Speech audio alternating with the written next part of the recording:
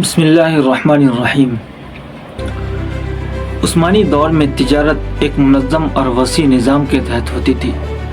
چونکہ Ottoman umpire جغرافیائی اعتبار سے ایسی جگہ پر واقع تھا کہ جہاں سے پوری دنیا کی تجارت ہوتی تھی۔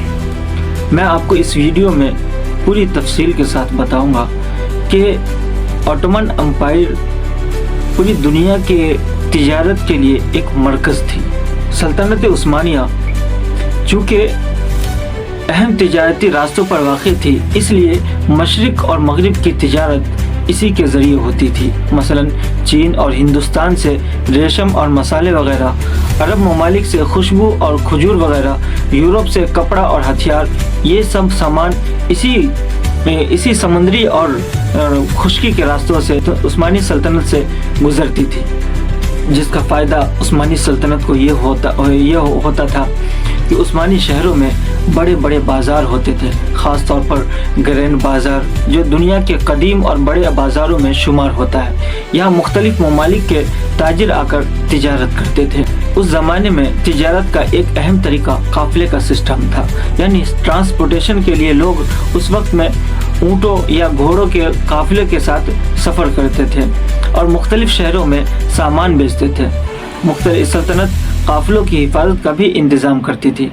عثمانی تجارت میں اسلامی اصولوں کا بھی خیال رکھا جاتا تھا، مثلا سود سے بچنے کی کوشش، شراکت داری یعنی پارٹنرشپ، اور سب سے زیادہ اہم امانت اور دیانت داری، جس کی تجارت میں سب سے زیادہ ضرورت پڑتی ہے۔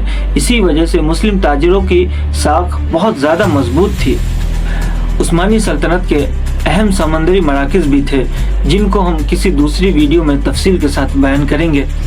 مثلا استنبول، الیگزینڈریا یعنی اسکندریہ، جو کہ آج کے مصر میں واقع ہے، اس کو آج بھی الیگزینڈریا ہی کہتے ہیں۔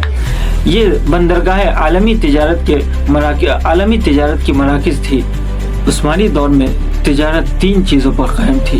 نمبر 1 محفوظ تجارتی راستے، نمبر 2 بڑے بین الاقوامی بازار، اور نمبر 3 اسلامی اصولوں پر مبنی تجارت، جن میں سے پہلے کے 2 آج بھی موجود ہے اور تیسرے کو ختم کر دیا گیا ہے۔